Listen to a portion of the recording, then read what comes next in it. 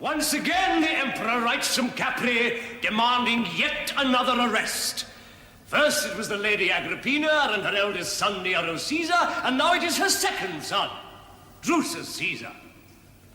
No documents are produced for the Senate to investigate. Only our consent is asked for. Our signature, like that of some compliant wife.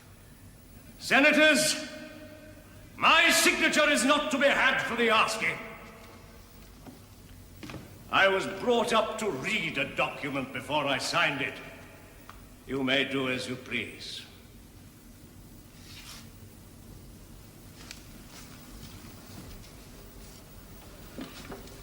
Senators, I ask that the question be put for the arrest of Drusus Caesar. No! No!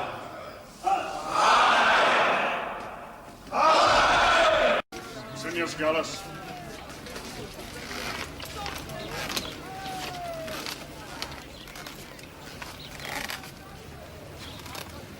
Lucius Asinius Gallus. I have a warrant signed by the Emperor for your arrest. My arrest on what grounds? Of inciting enmity between the Emperor and the commander of his guard, Lucius Aelius Sejanus.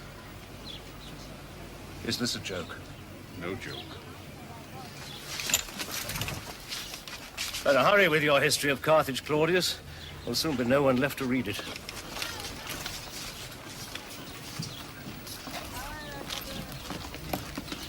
Sign it. What is it? A confession. To what? Your conspiracy with Drusus to subvert the armies of the Rhine. Sign it. You wrote it, you sign it.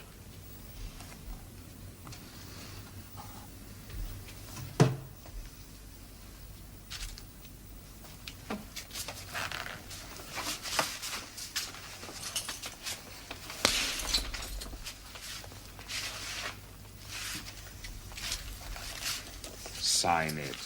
You will before we finish with you. I'll sign nothing for you to produce after I'm dead. Bring me to trial or murder me and take the consequences. There'll be no trial. I have no need of a trial to prove your guilt. A song sung by every small-town corrupt policeman, which is what you are and what you should have stayed. I've watched your career with fascination, Sir Janus. It's been a revelation to me. I've never fully realized before how a small mind, allied to unlimited ambition and without scruple, can destroy a country full of clever men. I've seen how frail is the structure of a civilization before the onslaught of a gust of really bad breath.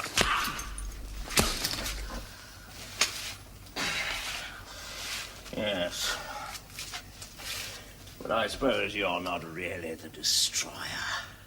We must look elsewhere for that. You're merely the putrefaction that spreads after death, the outward and visible sign of its presence.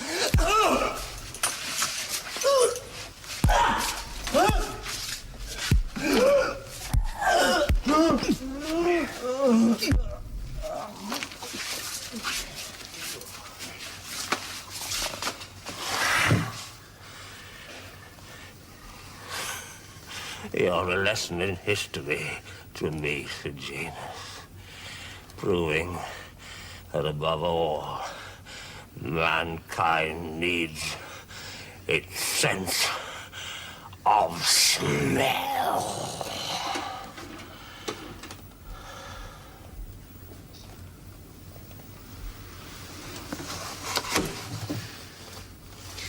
Bring him round. We'll start again. I came to take away your books. And as I did so, I tried to convince you one last time to take the oath. I put a case to you, did I not? I asked you if Parliament had a vote and made me king, would you go along with it? And you said nothing that Parliament would do would surprise me these days. But if they voted that Richard Rich should be God, I would draw a line there. I asked you why. Do you remember your reply? I made no record of it having no writing materials, you having already taken them from me. You said Parliament cannot do it. It can make laws in the earthly realm, not the heavenly. So I said it could not make me God, nor head of the church either, for surely that is a spiritual jurisdiction. And you said no, Parliament cannot do it. Meaning what? Meaning, if Parliament names the king the head of the church, it has no effect, according to Sir Thomas. He denied the king's title. That would be treason. Ask yourselves, gentlemen, why would I open my mind to a man like Richard Rich?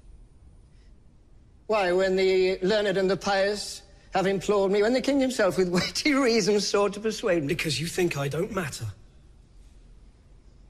That is what you said. I will take my oath on it. Your oath? Your oath isn't worth the devil's fart.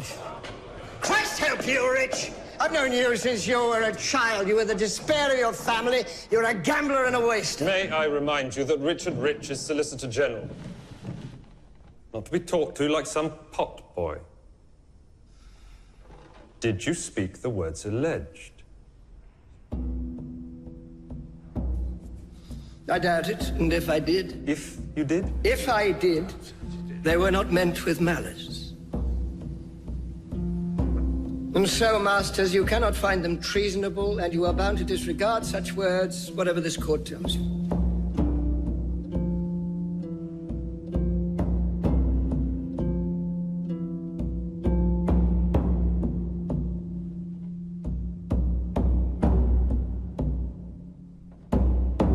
Prisoner, this court has found you guilty of treason. Your sentence will be... Oh, forgive me. Does the prisoner have anything to say?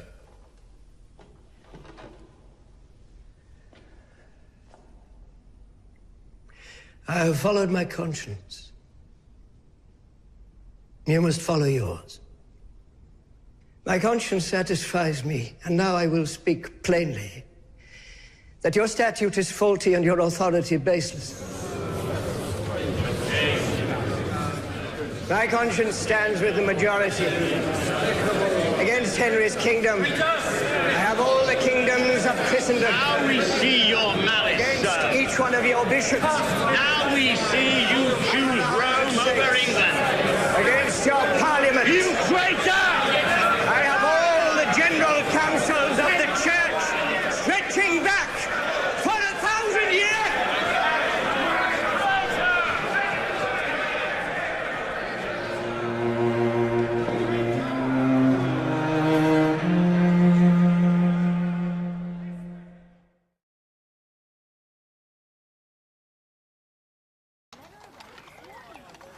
You must find Philadelphia much changed, Mr. Jefferson. More change than I could have imagined, Mr. Hamilton. Not the city itself. All cities swallow everything in their weight. That's no surprise to me. That's why I abhor them. But I've been, as you know, in revolutionary France, where the streets are filled with the songs of liberty and brotherhood and the overthrow of ancient tyrannies of Europe, and to return from there to this, our cradle of revolution, and find the dinner table chatter is all of money and banks and authority is an unwelcome surprise. Unwelcome, perhaps, but necessary. I must admit, Mr. Hamilton, I'm a little uncertain as to the purpose of the Treasury Department. No doubt its function will reveal itself to me in good time. The future prosperity of this nation rests chiefly in trade. Trade depends, among other things, on the willingness of other nations to lend us money. And how would you propose to establish international credit? Our first step would be to incur a national debt. The greater the debt, the greater the credit. And to that end, I have recommended to the President that Congress adopt all the debts incurred by the individual states during the war through a national bank. The idea being that if the states owe Congress money, then other nations will feel more inclined to lend it to us. If the states are indebted to a central authority, it increases the power of the central government. You have it exactly. The greater the government's responsibility, the greater its authority. The moneyed interest in this country is all in the north, so the wealth and power would inevitably be concentrated there in the federal government, to the expense of the south. If that is the case, it is unavoidable if the Union is to be preserved. I fear our revolution will have been in vain if a Virginia farmer is to be held in hock to a New York stock jobber, who in turn is in hock to a London banker. The opportunities for avarice and corruption would certainly prove irresistible. Well, there you have it, as I have heard said. If men were angels, then no government would be necessary. Well, sadly, that is very well said. But there can be no question. Our nation cannot bind together without powerful central government. But we must also accommodate the needs of our constituent states, both North and South. The power of one must check and balance the other. And to that end, we must dedicate all of our energies and our care.